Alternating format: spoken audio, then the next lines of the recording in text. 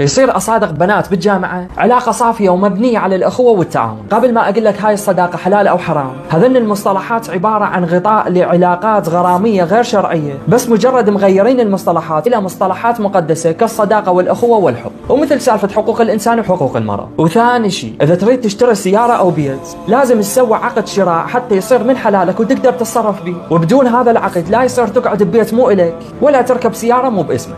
وهذا بالنسبة للماديات. فكيف بالله سبحانه وتعالى اللي كرم الإنسان وميزه عن جميع المخلوقات هم حط حدود بين الشباب والبنات ما تقدر تتعداهن إلا بوجود عقد شرعي يرخص لكم تضحكون وتسولفون وتتبادلون الهدايا مع بعض. وسبب حرمة هاي العلاقات لأن الشاب انخلق بطبيعة معينة والبنية انخلقت بطبيعة تختلف عن طبيعة الشاب، وصار هذا الاختلاف حتى ينجذبون بيناتهم ويتزوجون، مو حتى يتغازلون بالنادي ويسوون أعياد ميلاد ويهدون الهدايا. والله صديقتي عيد ميلادها اليوم خلي أهدي لها هدية، وحتى بحجة الزمالة يتشاقى ويضحك وهي على أساس بتقسمي ولازم أحافظ عليها، وأنت من طالب منك تدافع عنها وش تصير منها أصلا على مود تحميها. وهاي المسكينة مصدقة وأقل شيء يصير تروح تقول له. ويا بعد رويحتي ترى الرسول الأكرم صلى الله عليه وآله وسلم يقول: من فاكه امرأة لا يملكها حبسه الله بكل كلمة قالها في الدنيا 1000 عام في النار. والمرأة إذا طاوعت الرجل يعني اضطت مجال الشاقة وياها فعليها من الوزر ما على الرجل. يعني تخيلوا هاي الكلمة اللي انقالت بالشقة سواء للشاب أو للبنية قبالها 1000 عام تظل بالنار، وانت ثانيتين ما تتحمل تحط ايدك بالماء الحار.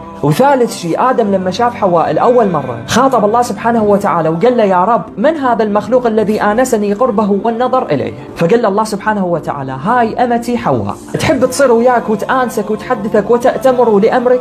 فقال له آدم: نعم يا رب، فلك الحمد والشكر على ذلك. فقال الله سبحانه وتعالى: قد زوجتكها فضمها إليك. وهيك صار الزواج. بعدين اجى الحب، مو صار الحب بالبداية والغزل وهذين السوالف وظلوا بدون عقد، وبعدين اجى الزواج.